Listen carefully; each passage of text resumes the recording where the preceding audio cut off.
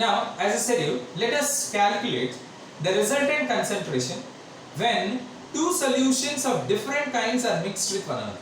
Different kind means, let us say NaOH is mixed with HCl, or NaOH is mixed with sulfuric acid, or let us say calcium hydroxide is mixed with sulfuric acid. Got it? In that case, what you will do? Now here what is happening? They are reacting with one another. Remember that. There it was not reacting. So as a result, we calculated the resultant concentration simply by adding. Here it is reacting. Reacting means what? Reacting means when an acid reacts with a base. Got it? The resultant solution, we know it is a neutral solution. Fine. Now if exactly what you can say, the number of moles of the acid is equal to the number of moles of the base, which I gave you the neutralization formula if you remember it. M1V1 is equal to M2V2. This is the neutralization formula.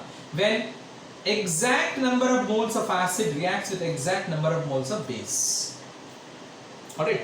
So in that case it undergoes complete neutralization. If you remember it, I said you, this is also called as dilution formula or neutralization formula. Again I repeat, when we will be using this, when it undergoes complete neutralization or exact neutralization, when number of moles of acid is equal to the number of moles of base. Now my question is, if they are not equal, if suppose number of moles of acid is more than that of the base, so you know the resultant solution will be acidic. If the number of moles of base is more than the acid, then the resultant solution will be basic. In that case, how will you find it out? How will you find it out, the resultant concentration? Did you get my point? When it undergoes exact neutralization, we will use this formula. When number of moles of acid is equal to number of moles of base. Very simple. But if it is not equal, it can be also. The number of moles of acid can be more, or number of moles of base can be more. So how will you do? So first, in that case, in this sort of question, when acid and base is given, listen carefully, and resultant concentration is asked, then what you do is that first you calculate the number of moles of acid and base. Alright, first you calculate. What I said you, number of moles of acid and base you calculate. Let us say number of moles of acid you got it, M1 into V1 you calculated. Okay, you calculated molarity into volume. How do you calculate number of moles of acid? Molarity into volume.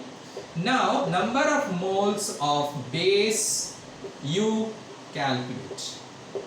You got it, M2 into V2. Number of moles of base is molarity into volume. Now here you find that M1 V1 on multiplying M1 V1, the value you get it more than M2 into V2. Got it my point? Here the number of moles of acid you get it more than the number of moles of base. So resultant solution will be acidic. So what I said, resultant solution will be acidic. So how will I do it? What is the formula? Very simple. How do you find the resultant? Subtraction. Number of moles of acid, it is more, minus number of moles of base is equal to MrVr. This is the resultant concentration. Did you get it?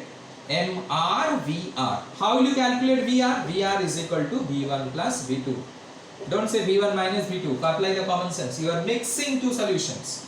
Let us say you are having 50 ml of acid and 80 ml of the base. Let us say you are having 50 ml of acid and 80 ml of the base you have taken it. So 50 plus 80 it is 130. When you are adding it up, then volume will increase. Don't say that volume is going to decrease. How the volume is going to decrease? Alright. So hence, let us say V1 is 50 and V2 is 80. So it is 130. So volume always will be added. Apply the common sense. Don't say. We are subtracting the number of moles. We are not subtracting the volumes. Understood? So Vr will be V1 plus V2 and Mr you will calculate from here. Mr is what? Resultant molarity. Understood my point? That if M1 V1, now let us say if number of moles of base is more, then what will I do? My formula will change. M2 V2 minus M1 V1 is equal to Mr here. I need to say whichever is more, you subtract from that the other one. Whichever is more, if M1 V1 is more, M1 V1 minus M2 V2. If M2 V2 is more, then M2 V2 minus M1 V1 is equal to Mr here. So in this way you will get it. Understood now? When two solutions are mixed, alright, means two different solutions. One is acid and other is base. First calculate the number of moles and see which is greater. Then you subtract it and get the resultant concentration, that is Mr. But the volume will be added. Alright. Same thing for normality also, same thing. What it will be? N1 V1 minus N2 V2 is equal to Nr Vr. Again remember that Vr is equal to V1 plus V2. That is, volume is always added. Clear? So here whichever is unknown to you, generally this is unknown to you, generally this is unknown. Or maybe anyone will be unknown to you. You can calculate. You can calculate. When you do the numericals, you will come to know. For that reason I am saying, when you will do, you will learn. This is a very simple thing. Very simple thing. When you do, you will learn. Alright, then only you will be learning it. So in this way, this is the formula used when two solutions of different types are mixed. Alright, now we will come to, so this is all about your normality and molarity, all the formulas I have said you. Now lot of numericals has to be done. So that also I will be doing it today. But before doing the numericals, before going to the numericals, I will tell you one more thing. That is empirical formula and molecular formula. ICC student, they have studied in class 10 empirical molecular formula, but you have still little bit more than what you studied in class 10. Alright. So what is empirical formula? Empirical formula, the definition is there in my PDF, in my notes. I have given you the definition. From there you can check it.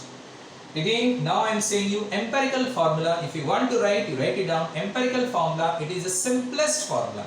First of all, it is the simplest formula which gives the simple ratio of atoms present in a given compound. Again I repeat, empirical formula, it is the simplest formula, or it gives a simple ratio of atoms present in a given compound. That's all. It gives a simple ratio of atoms. What I said? Simple ratio of atoms present in a given compound. That is your empirical formula. Got it now? You have written it, I hope so. Next is your molecular formula. What is molecular formula? Molecular formula, it is the actual formula. Actual formula. It is the exact formula which you are seeing in your day-to-day life. It is the actual formula. Actual formula is a molecular formula. The name itself is known as molecules. We are seeing in your life. Of course, we are not seeing our naked eyes. That is not seeing it. So, molecular formula is the actual formula which gives the actual number of atoms present in a given compound. Actual number of atoms present in a given compound, which gives the actual number of atoms present in a given compound. That is known as the molecular formula. It is the actual number of atoms. So, what I said, actual formula this one is. Let me give an example. Then you will come to know.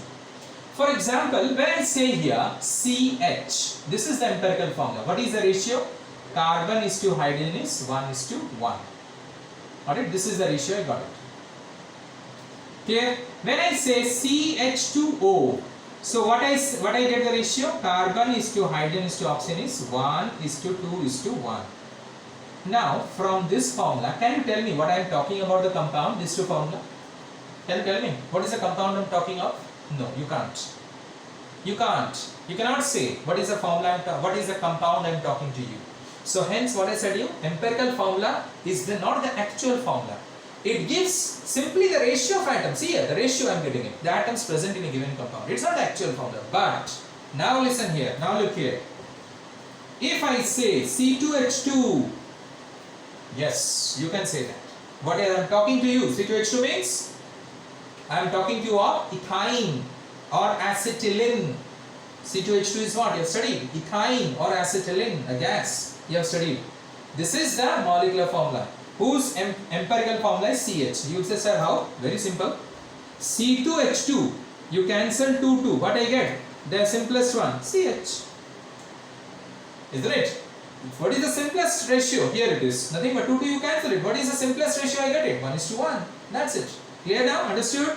How to do it? Very simple it is. Clear? So C2H2 is the actual formula. So yes, if I write C2H2 you can say yes sir, I understood. You are talking about acetylene. But when I write CH, can you tell me? Is there any formula CH? No, there is no such formula. So hence it is the empirical formula, which gives only the simple ratio of atoms. What is that? This. But yes, this is the actual formula. You came to know the compound. Similarly, if I say you C6H12O6, what is this formula? Whose formula it is? You will say, sir, it is glucose. It's a formula of glucose. So it is the actual formula of glucose. But what is the simplest formula? I have written it there of glucose here, CH2O. You cancel it, see. 6, 2, 6. 6, 12, 6. It is what? 1, 2 and 1 we got it. The ratio is 1 is to 2 is to 1. See here. Carbon is to hydrogen is to oxygen. What is the ratio I got? 1 is to 2 is to 1. So, this is the molecular formula. Whose empirical formula is this? Got it? So, what you find is that, I said you just now to you, that from the molecular formula you come to know the actual number of atoms. Yes, when I wrote C6H12O6, yes you said, yes, glucose. But when I wrote CH2O, can you say me anything? Which formula I am talking to you? No, you can't. So hence, empirical formula is not the actual formula. It does not give the actual number of atoms present in a compound. But here, the molecular formula is the actual formula which gives the actual number of atoms present in a compound. Got the difference now? I think you are getting it now. That what is molecular formula and what is the empirical formula. Okay. Now there are certain compounds whose molecular formula and empirical formula both are same. There are certain compounds. Like when I say CH4, what is that? Which formula it is? Of course molecular formula you will say. Empirical formula is also CH4. Can you simplify it further? Here carbon is to hydrogen ratio is how much? 1 is to 4. Can I get a more simple ratio? No, not possible. So hence, here the molecular formula is CH4, empirical formula is also CH4. When I say you NaCl, sodium chloride, what is the ratio? Na is to Cl is 1 is to 1. Can I get a simple ratio apart from this? No, we can't. So here the molecular formula and empirical formula both are same. There are certain compounds like carbon dioxide, CO2, both are same. Water, H2O, both are same. Alright, empirical formula and molecular formula is same. We cannot get still simpler. But there are certain formulas whose empirical formula and molecular formula is different. So empirical formula gives the simple ratio of atoms present in the compound, but molecular formula gives the actual number of atoms present in a given compound. We can say that. So understood what is empirical and molecular formula first of all? Now we will see how to calculate this empirical formula and molecular formula. How do we calculate it? Alright, so we will see it by the help of an example that we will see in the next video. Thank you.